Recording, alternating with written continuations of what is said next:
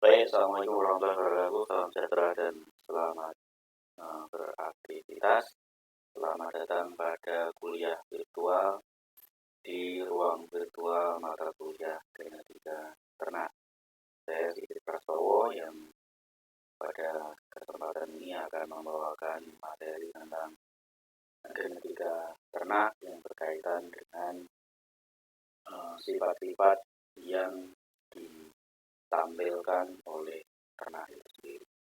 Saya akan mulai kuliah ini dengan sedikit pendahuluan tentang pengetahuan atau tentang agitasi bahwasanya yang digunakan untuk peternakan itu adalah hewan, dan hewan ini dapat kita sebut sebagai yang namanya animal genetic resource. Jadi resource atau sumber genetik inilah yang menjadi material pokok atau bahan input yang digunakan untuk proses usaha atau industri peternakan itu sendiri.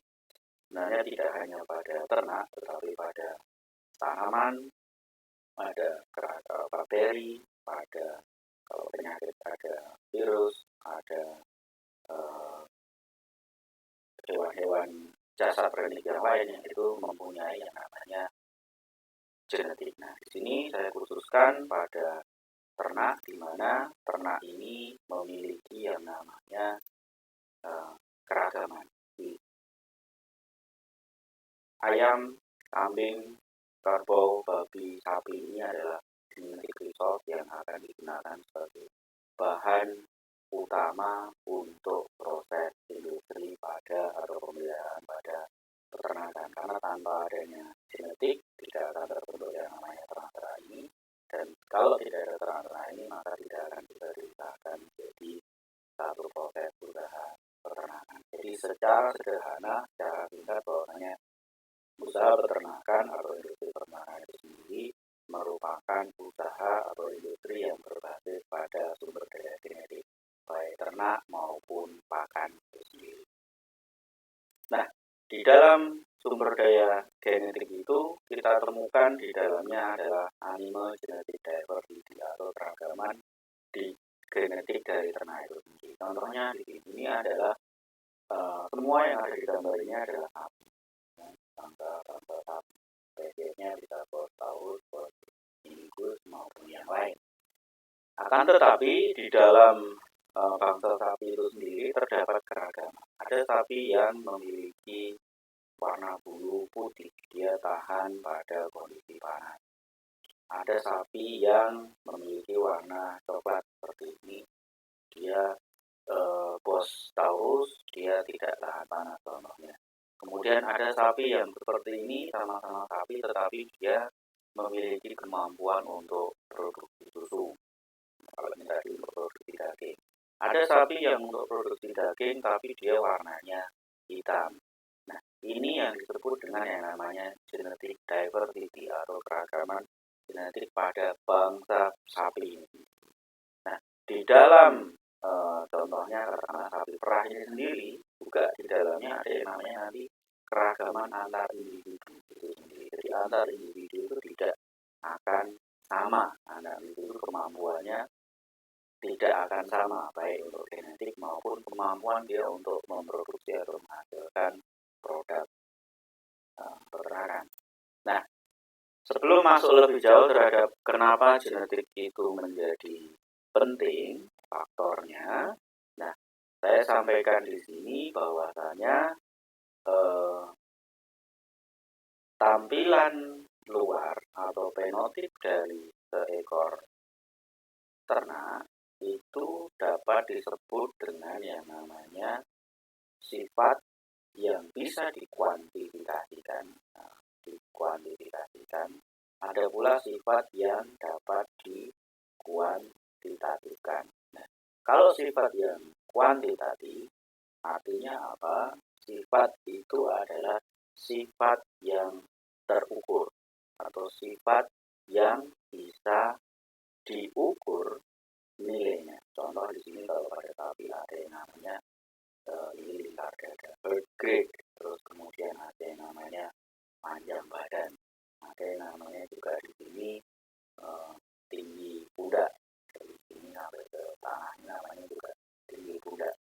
juga berat badan. Jadi ini bisa ditimbang. Umur ada satuannya. Nah, terus kemudian di sisi lain dari seekor ternak ini ada tampilan yang dia sifatnya kuantitatif. Anda lihat di sini, kualitatif. Anda lihat di sini. Bentuk kepala sapi ini berbeda dengan bentuk kepala sapi. Tetapi bentuk ini tidak bisa diukur, tidak bisa istilahnya di kuantitatifkan. Tetapi kalau katakanlah lebar dahi, panjang hidung dan sebagainya itu bisa dikuantitatifkan. Tetapi kalau secara kualitatif ini tidak bisa untuk diukur. Terus kemudian warna kulit, tadi ada warna hitam, warna putih, terus kemudian bentuk kaki dan sebagainya. Nah, sifat-sifat ini atau tampilan luar ini merupakan cerminan dari yang namanya genotip.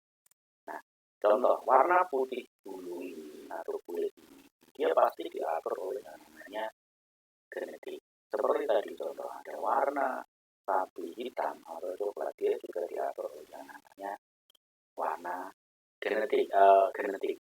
Sama juga dengan contoh tinggi kumbang, panjang badan, lingkar dada, berat badan, ini juga merupakan tampilan dari yang namanya genetik itu sendiri. Sehingga variasi genetik itu dapat dilihat dari variasi tampilan dari masing-masing individu. Nah, pertanyaan selanjutnya adalah kenapa variasi genetik atau informasi genetik itu menjadi penting dalam peternakan? Jawabannya ada di sini. Ketika kita bicara genetik faktor ini nanti akan menentukan yang namanya fisiologi ternak. Nah, fisiologi ternak ini didukung oleh yang namanya faktor nutrisi dan faktor pengelolaan ternak itu sendiri akan menghasilkan produk sesuai dengan kapasitas atau kemampuan genetik itu sendiri. Nah, contohnya di sini. Kalau sapi potong, dia akan menghasilkan yang namanya daging. Tapi kalau sapi perah, dia akan menghasilkan yang namanya susu. Nah, sementara kualitas daging atau kualitas susu itu sendiri sangat dipengaruhi oleh dua hal. Yang pertama adalah faktor genetik, yang kedua adalah faktor pengelolaan atau faktor lingkungan dari ternak itu sendiri.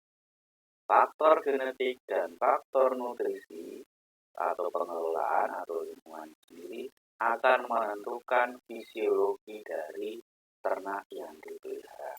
Ketika fisiologinya berbeda, yang terjadi adalah akan menghasilkan produk yang berbeda pula.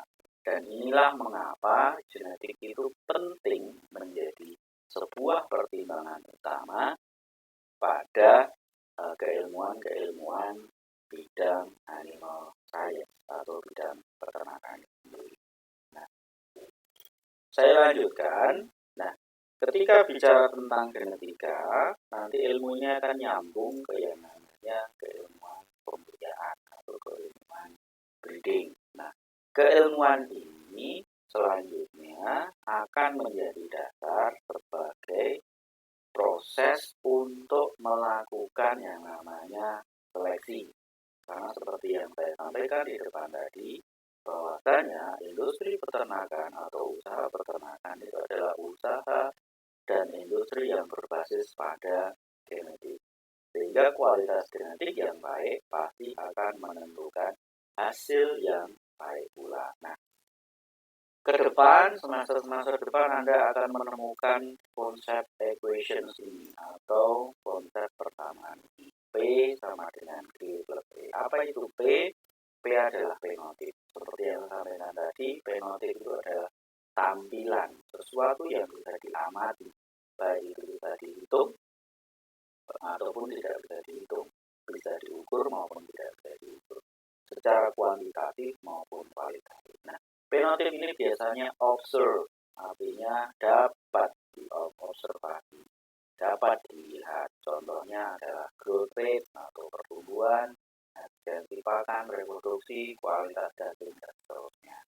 Nah, yang kedua, adalah blueprint. Ya, kalau blueprint itu adalah rencana. Nah, kalau bicara blueprint pada ternak, blueprintnya apa? Blueprintnya adalah dalam bentuk DNA sequence atau yang namanya urutan DNA. Nah, urutan DNA inilah yang nanti akan membawa sifat yang akan diturunkan, ya, yang diturunkan dari tertua kepada anak.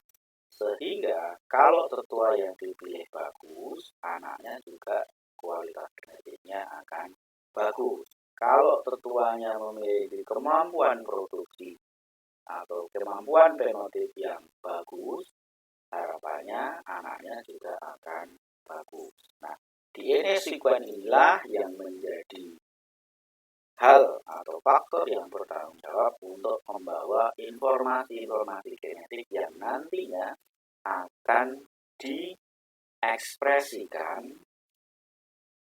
oleh ternak itu dalam bentuk fenotip, dalam bentuk sifat yang terobservasi maupun tidak. Nah, untuk bisa terekspresikan, fenotip ini harus memiliki atau harus didukung oleh yang namanya environment atau lingkungan. Nah, faktor lingkungan ini bekerja sama atau berinteraksi dengan G untuk mendapatkan yang namanya fenotip. Contohnya apa? Pakan.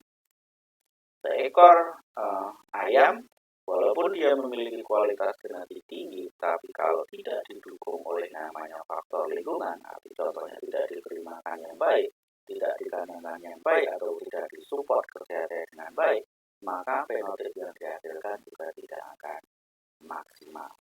Nah, pada konsep breeding system, jadi nanti setelah mata kuliah genetika ini, Anda akan masuk di mata kuliah dasar pemuliaan.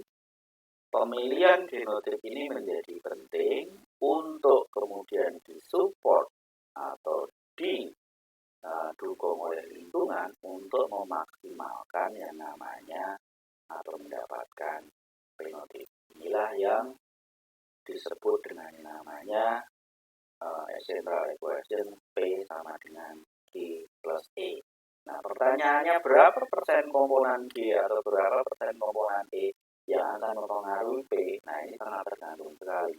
Tergantung sifat yang dibawa. Nah, kalau sifatnya contoh adalah sifat-sifat yang monogenik, semacam bertanduk atau tidak, warna bulu, berarti di situ tidak ada faktor lingkungan yang mempengaruhi. Tetapi kalau faktor G-nya ini adalah pada contoh pertumbuhan, pada efisiensi, reproduksi, kualitas daging, dan seterusnya, pasti di situ ada peranan faktor lingkungan.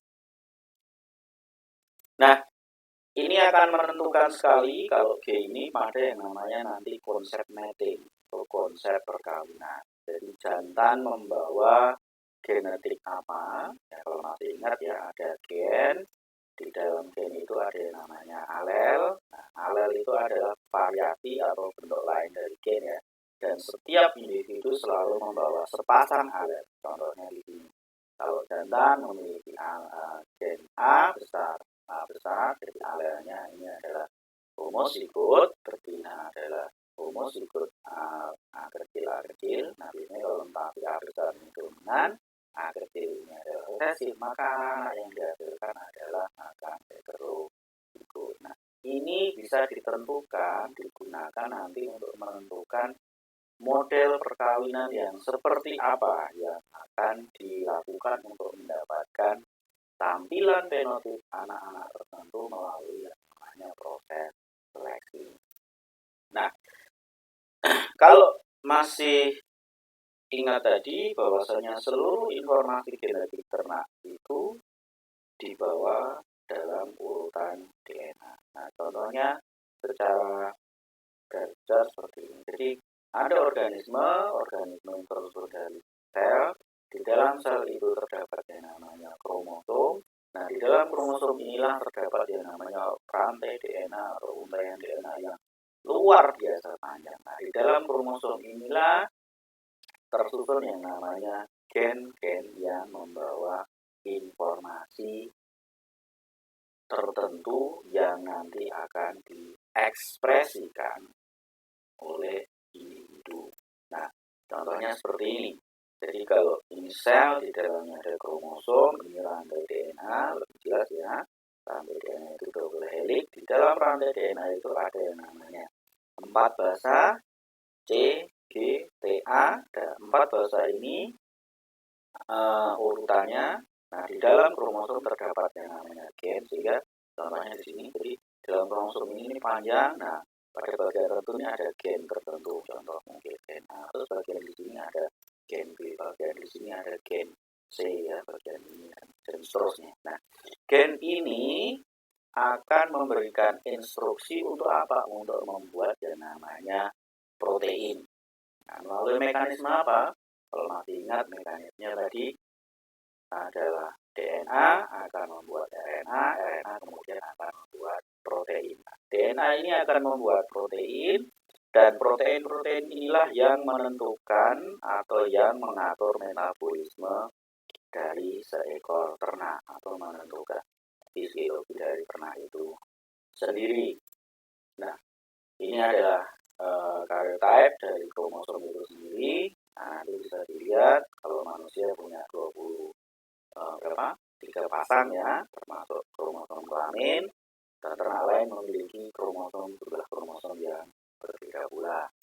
Nah, secara detail bagaimana DNA mempengaruhi terhadap sifat atau mempengaruhi terhadap mekanisme fisiologi itu dasarnya dari ini tadi. Jadi dari kromosom dia nanti akan di dalam sel itu ada kromosom, di dalam kromosom ada DNA, di sini ada gen tadi ya, gen A contoh K atau gen B di sini, gen C dan seterusnya, dan masing-masing gen ini akan membuat yang namanya protein. Nah, protein inilah kemudian nanti yang saling berinteraksi, saling mengatur, saling mendukung terhadap mekanisme dari metabolisme atau fisiologi ternak. Nah, ini penjelasannya bagaimana cara DNA membuat protein. Ini seperti yang namanya central dogma genetik, terdiri dari 2 hal. Pertama adalah DNA ditranskripsikan menjadi RNA. Nah, di sini terus kemudian setelah terbentuk RNA, RNA kemudian ditranslasikan untuk menjadi yang namanya protein. Nah, protein inilah yang digunakan untuk yang namanya proses metabolisme. Baik, saya kira itu sebagai pengantar untuk perkuliahan genetika ternak pada bagian materi khusus untuk DNA, RNA, dan ekspresi genetik. Kita ketemu lagi pada kelas virtual selanjutnya. Terima kasih.